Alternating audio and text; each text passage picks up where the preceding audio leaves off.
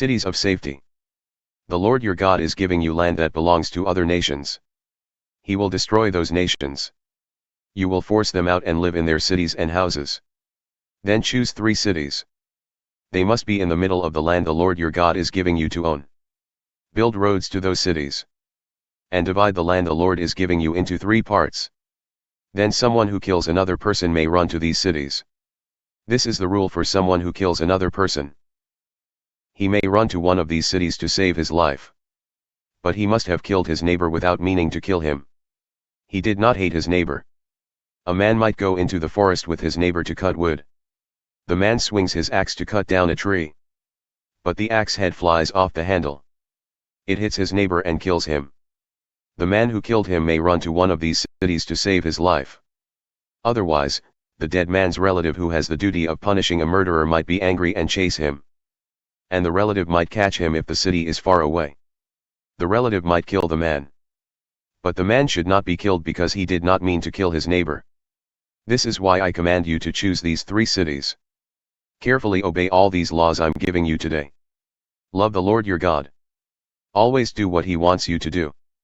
Then the Lord your God will enlarge your land as He promised your ancestors. He will give you the whole land He promised to them.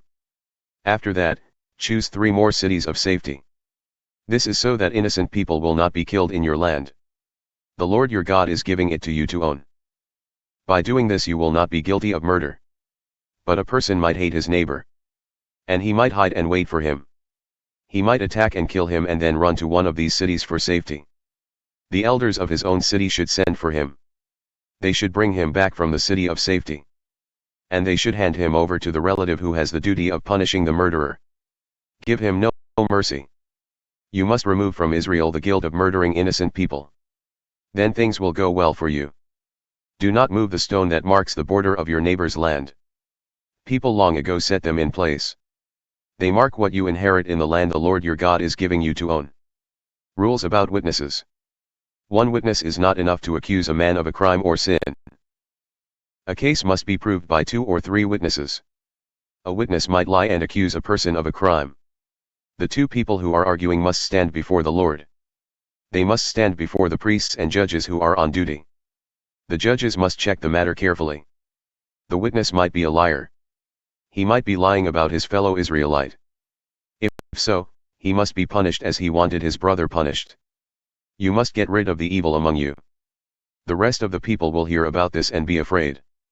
No one among you will ever do such an evil thing again. Give him no mercy.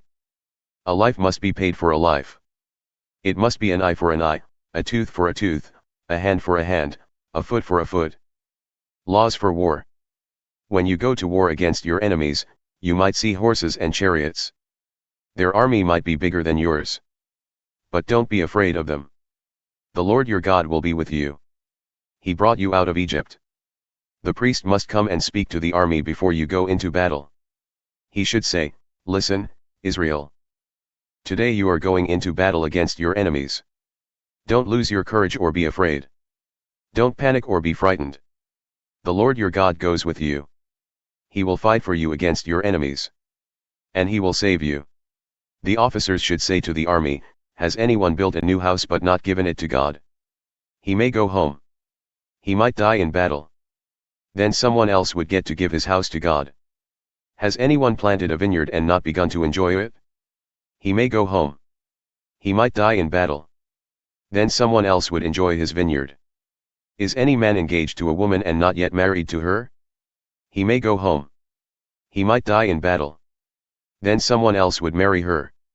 Then the officers should also say, "Is anyone here afraid? Has anyone lost his courage? He may go home." Then he will not cause others to lose their courage, too. When the officers finish speaking to the army, they should appoint commanders to lead it. You will march up to attack a city. First, make them an offer of peace. They might accept your offer and open their gates to you. If that happens, all the people of that city will become your slaves. They will work for you. But they might not make peace with you. They might fight you in battle. Then you should surround that city. The Lord your God will give you the city. Then kill all the men with your swords. You may take everything else in the city for yourselves. Take the women and children and animals. And you may use these things the Lord your God gives you from your enemies. Do this to all the cities that are far away. They do not belong to the nations nearby. But leave nothing alive in the cities of the land. This is the land the Lord your God is giving you. Completely destroy these people, the Hittites, Amorites, Canaanites, Perizzites, Hivites, and Jebusites. The Lord your God has commanded you to do this. Otherwise, they will teach you what they do for their gods. And if you do these terrible things, you will sin against the Lord your God. You might surround and attack a city for a long time, trying to capture it. But do not destroy its trees with an axe. You can eat the fruit from the trees. Do not cut them down. These trees are not the enemy. So don't make war against them. But you may cut down trees that you know are not fruit trees.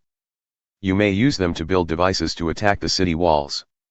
You may do this until the city is captured. A person found murdered. Someone might be found murdered. He might be lying in a field in the land the Lord your God is giving you to own. And no one knows who killed him. Your elders and judges should go to where he was found. And they should measure how far it is to the nearby cities. The elders of the city nearest the body are responsible. They must take a young cow that has never worked or worn a yoke. And they must lead her down to a valley. It must never have been plowed or planted. It must have a stream flowing through it. There they must break the young cow's neck. The priests should come forward.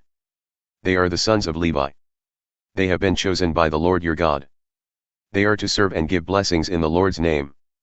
And they are to decide cases of quarreling and attacks. Then all the elders of the city nearest the murdered man should wash their hands. They should do it over the young cow whose neck was broken in the valley. They should declare, "We did not kill this man. And we did not see it happen. Lord, remove the sin of your people Israel. You have saved them. Don't blame your people, the Israelites, for this innocent man's murder. And so the murder will be paid for. Then you will have removed from yourselves the guilt of murdering an innocent person. You will be doing what the Lord says is right. Captive women as wives. You will go to war against your enemies. The Lord will help you defeat them. You will take them captive. You might see a beautiful woman among the captives. And you might be attracted to her. You may take her as your wife. Bring her into your home. She must shave her head and cut her nails. She must change out of the clothes she was wearing when you captured her. And she must live in your house and cry for her parents for a month. After that, you may marry her. You will be her husband, and she will be your wife. But you might not be pleased with her. Then let her go anywhere she wants. You must not sell her for money. You must not make her a slave. You have taken away her honor. The oldest son. A man may have two wives. He might love one wife but not the other. Both wives might have sons by him. But the older son might be the son of the wife he does not love. Someday that man must will his property to his sons. But he must not give the son of the wife he loves what belongs to the older son. The older son is the son of the wife the man does not love. He must agree to give the older son 2 shares of everything he owns. The older son is from the wife he does not love.